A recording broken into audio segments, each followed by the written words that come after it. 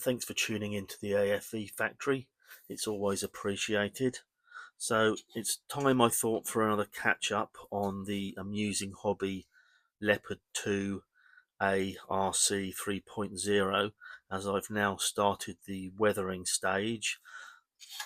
I was never going to over weather this, um, and for a little while I did consider leaving it essentially factory fresh, as it is only a demonstrator in real life, but I couldn't resist doing some weathering to it. So that's what I've been doing over the last few days, mostly working with oil paints, so buff titanium, um, burnt umber, some lamp black, and then things like, although the label's gone off that, this is MIG, the Abtalon 502 engine grease, and also I've been using some of the um, MIG engine fuel and oil as well. So really, all I've been doing, I mean, on the underside, which mostly is not going to get seen, I've just been doing multiple, what I call real basic washes, where I'm just sloshing um, the oil paints, the buff titanium, mixed in with some low odors thinners, and just sloshing it about so it leaves behind, a good deposit of dust, like light covered dust, sandy dust, that sort of thing.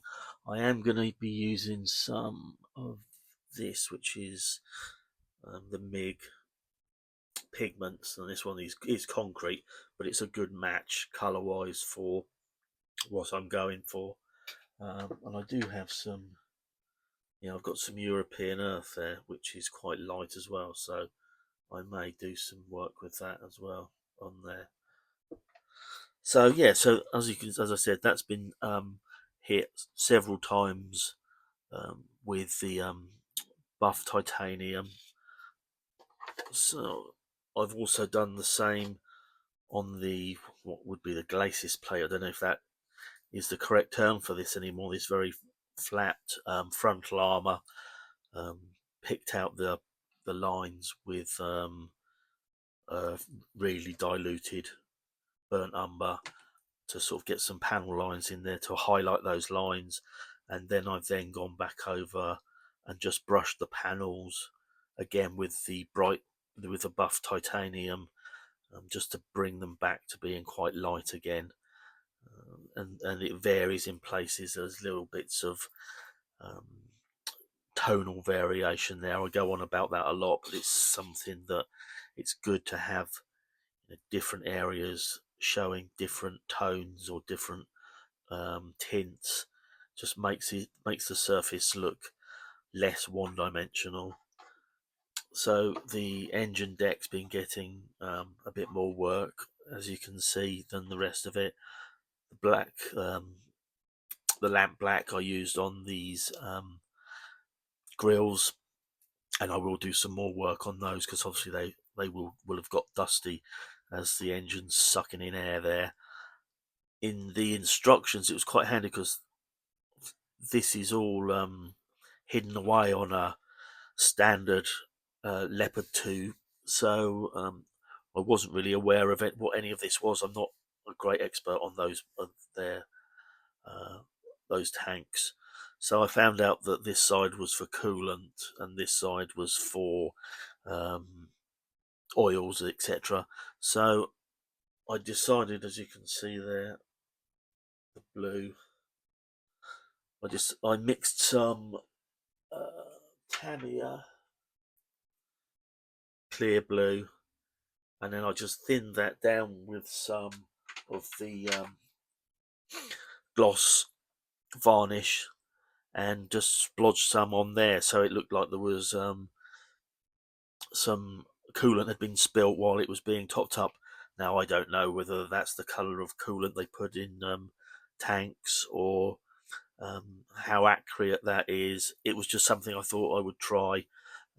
Again, it's a bit of a a change visually. It draws the eye in and makes the area a bit more interesting. So I've been doing the tools, the um, big, not spanner is it really, but whatever that is called, for probably for track tensioning, I would imagine, and a little bit of work on the pickaxe that's there. Um, so yeah, that's about it. I've done I've done some work on these track guards. Um, and what they're a bit shiny once they've gone out, once they've dried, and I've gone over with some matte varnish, they'll look much better. It's just the shininess makes them look quite unnatural at the moment. And again, the new armor that makes up this new tank, exactly the same thing, with the burnt umber picking out panel lines and um, bolt heads there, or whatever they are. I always do this, and it never really zooms in as well as I would want to. And then I've brushed downwards with the buff titanium. So it's all coming together now. There's not a lot more to do. I've got some work to do with on the tracks, but it's definitely going to be finished, ready for the model show next month. So that'll be good. It'll be something else that I can take along, and I can then, once this is done, I shall start working in earnest on the Centurion. But that's another story, so I won't talk about that. But yeah, so yeah, I've thoroughly enjoyed this build. So for putting it together has been great. The tracks have been brilliant. No issues with that. Fit has been good. And just I always enjoy a bit of weathering. I think everybody does. So I didn't want to go over the top, and um, but I just wanted it to look like it had been out and about and got a bit grimed up, so to speak.